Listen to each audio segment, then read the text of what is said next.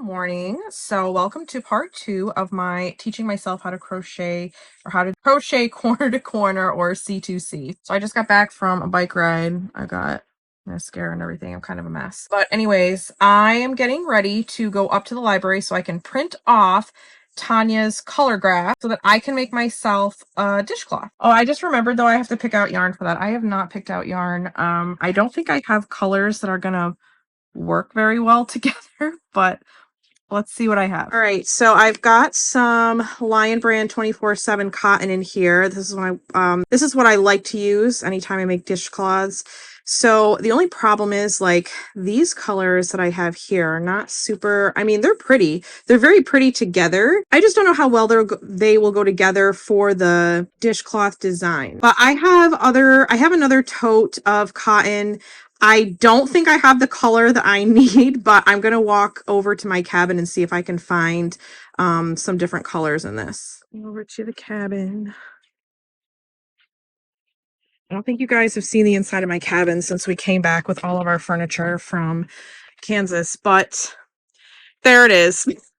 I did actually used to live in here at one point, but there is stuff just everywhere right now. It's absolute chaos. So here would be some of my yarn totes. See, I don't think I have any. I want this color and I don't think I have any that I can spare because I still have to finish that bag. All right, I just went through this first tote on top and there is nothing in there that I can use. Now I'm gonna go through this one. Probably if I was more organized, I should organize my totes by yarn fiber, which for the most part they actually are. There's always that random skein that ends up or 2 or 3 random skeins that end up in the wrong tote inevitably, so there's nothing in this one either, so I might be stuck using those colors. I'm pretty sure this whole tote is Hue and Me. I don't even think I have anything that remotely resembles cotton in here. Actually, there's one more place I can check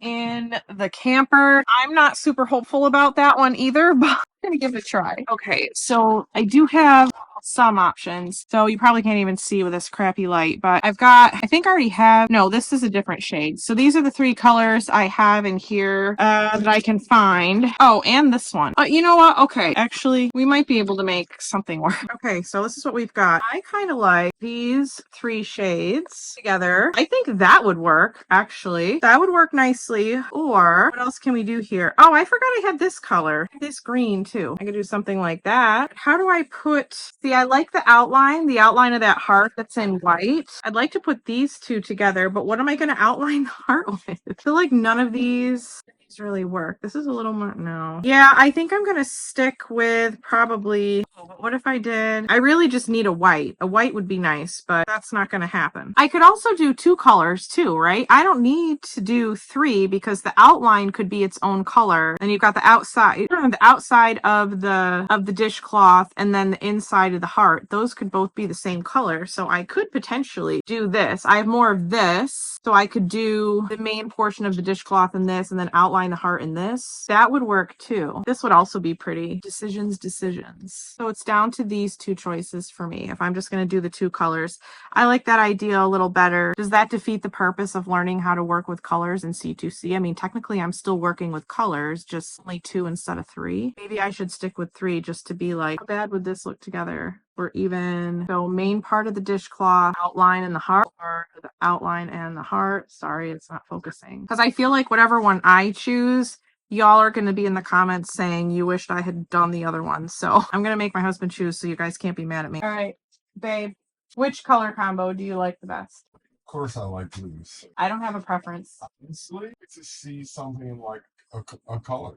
Call it something colorful? Yeah. Okay, the man has spoken. This is what we're going with. All right, so.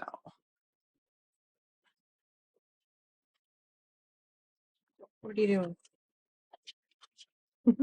Okay, I have not done anything with my mascara. I should probably do some of that. Not that I'm out in public, but I'm here at the library. I'm going to go ahead and print off Tanya's color graph.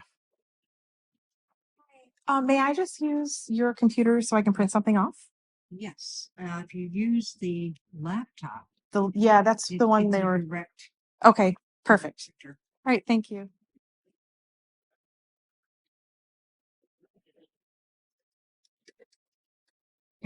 Thank you. Oh, no, that's fine.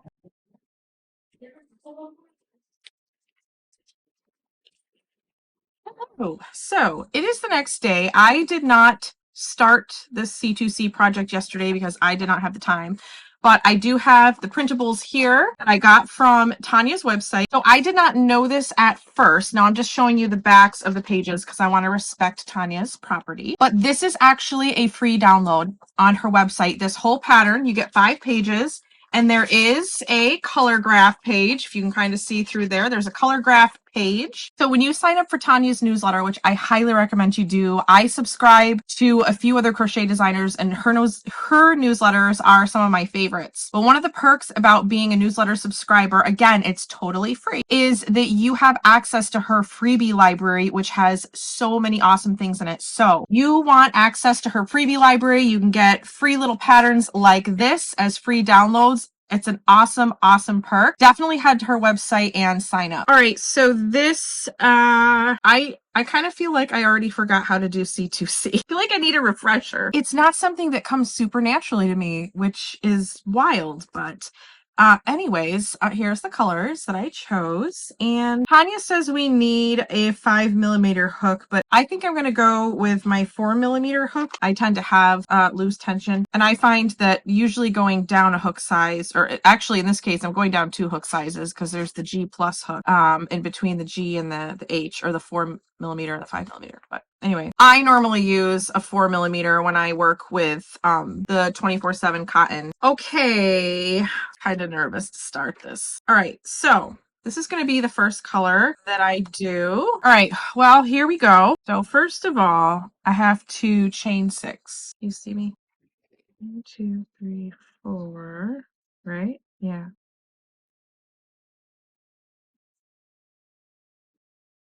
All right, we've got our first little block here. Okay, so already I don't like reading corner to corner patterns. This isn't working for me. You know what? It probably is easier than I'm making it out to be. I'm just used to reading patterns as they come, 1 row at a time. This starts out by telling you, and I'm sure every C2C pattern is like this. I'm sure this is probably how they're all written. So it tells you what your starting block is going to look like, what it looks like when you increase a block, and then what it looks like when you decrease a block. And then she goes into telling you what row 1, row 2, and row 3 are going to be, and then you're going to repeat row 3 until your desired width. And then she tells you when to stop increasing and then when to start decreasing. And then the rest of the pattern just shows you like the color changes, which the color changing is not a problem for me. I understand that. It's everything else that I don't understand. Oh, Lord. Ay, ay, ay. All right, so increasing block is same as starting block, and then slip stitch to chain 3 of next block. What did I do on the first block? I gotta chain 6 all over again. Did I do that and the first time I did this? Was I doing? I don't remember. So I got these 2 things. Now what? I slip stitch to the what? Of the next block. I mean, it looks right. It's how it's supposed to look. Oh, my carpal tunnel hands are extra carpal tunnel-y today.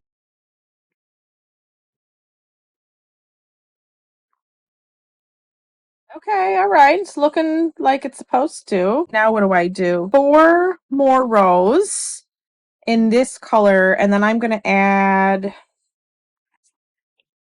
Oh, whatever. Ooh, then I'm going to add the orange, I think. Now I don't remember. Should I do this one?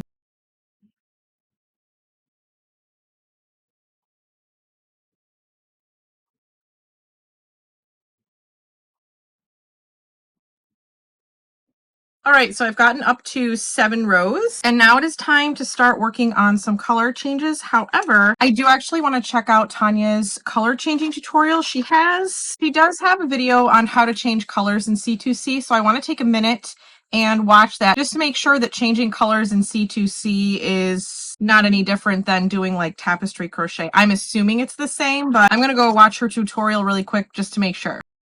So...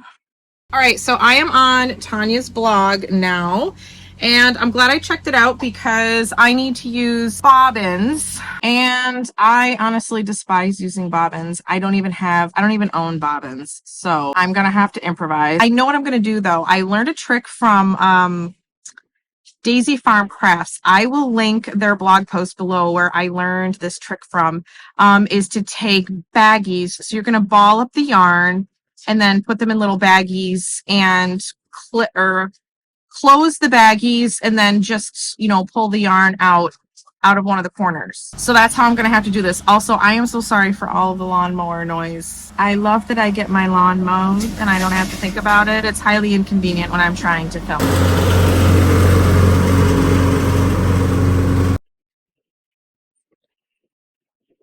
I am now also realizing that I probably should have done this with my main color before I started crocheting. Thankfully, I haven't started working with the other two colors, so it'll be fine. But I'm just going to pull the yarn off. See, I'm pulling out of the center pull now, but I'll just pull it off around the outside to make my little ball.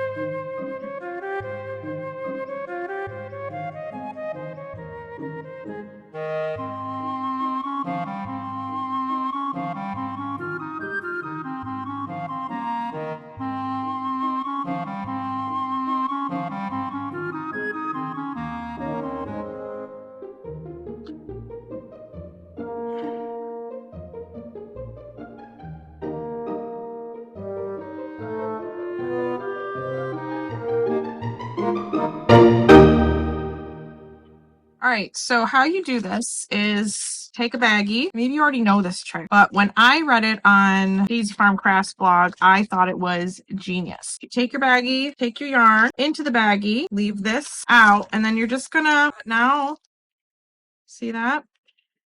And it keeps your yarn contained. It doesn't get into a mess. Honestly, I never design any colorwork projects that require you to use bobbins or balling your yarn like this because I have serious commitment issues and I won't commit to a project if I got to do all this work beforehand. Like, listen, I just want to get straight into the project. I don't want to have to do all this preparation. Just give me my hook and my yarn and let's get this show on the road. All right, so now I've got my 3 baggies of yarn. If you want to see my cat Maybelline, she's looking extra orange today. Extra orange and extra beautiful. Look at my crochet mess over there. Look at all the yarn. Oh, God. Look at this mess. No organization. Don't even know what that's doing there. Absolute organized chaos.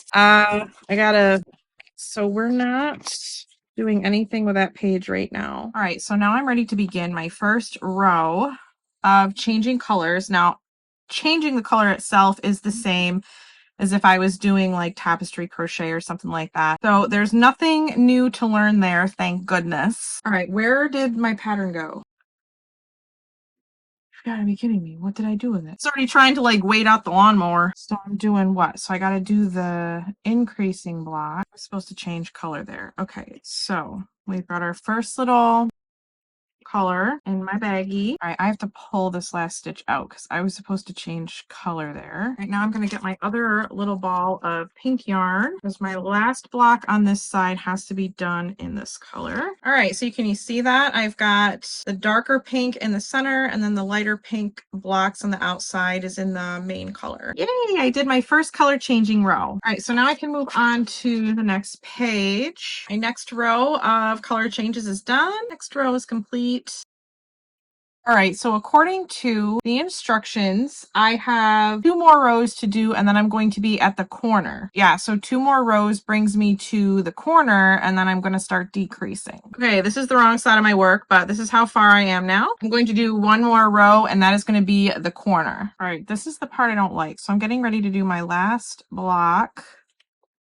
And I think this is where I start decreasing. Right now I need a refresher on how to do a decrease because I don't remember how to do that. I'm going to do what? These decreases really mess with my head. Well, I did miss a stitch, so there's that. No, no, no.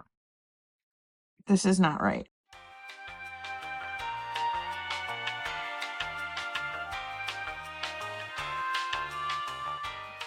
No, I remember this part now. I remember this part. So we turn, we don't chain. Okay. Oh, you know, I think I did do that right. I slip stitch over here. Oh, I think I did do it right. Yeah. Can you see this corner here? I think I did that right because now I'm going to start. That's the corner.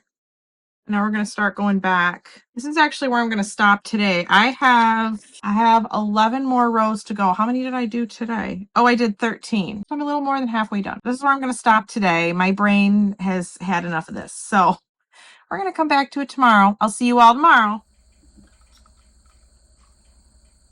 Okay, so I am back. So this is where I left off. And actually I do have to rearrange my yarn. I had it where I thought I needed it, but it's flipped around. So I'm going to do that really quick. Okay, so I am starting row 14 out of 24 rows. So 10 rows left to go. But they are decreasing rows, and you all know that I don't like decreasing because it confuses the heck out of me.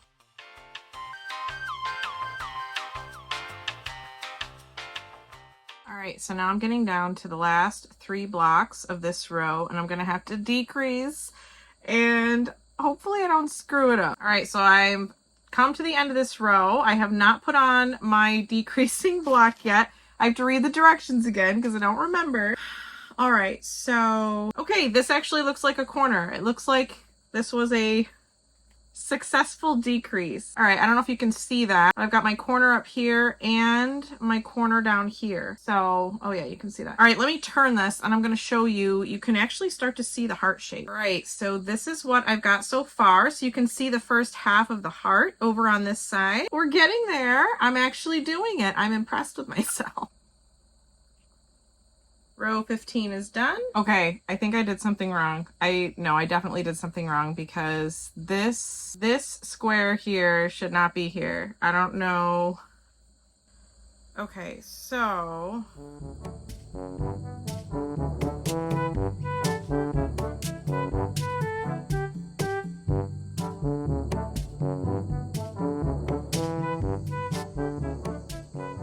okay, this does actually look like the graph. I know this is the wrong side, but this is looking like the graph. I was very skeptical at first, but that is correct. Row 16 is done. Whoop, there you go. Yeah, you can see the heart now. 4 more rows of working with colors, and then I can just go back to using the pink. Forgot to update you guys the last couple of rows, but I am almost finished. I think I have 1 row. Let me see. I think I have 1 row left of color changes. Yeah, just 1 row left. Let's do this. We are in the home stretch, you guys.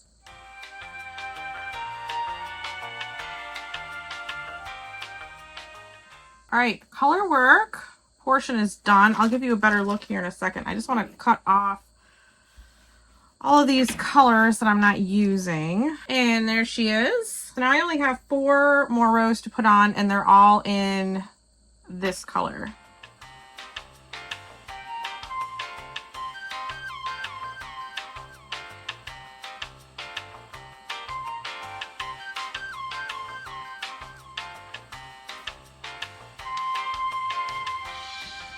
So I've got some ends to weave in the back, but that's okay. I'll do that tonight while I'm watching TV with my family. And honestly, I really like this color choice. I know I was really stressing, like the whole first half of this video was me just stressing out about the colors for this thing, but I am very happy with, and this was my husband's choice actually. And honestly, I can't wait to use this to wash dishes with. Are you so hot? Are you very hot?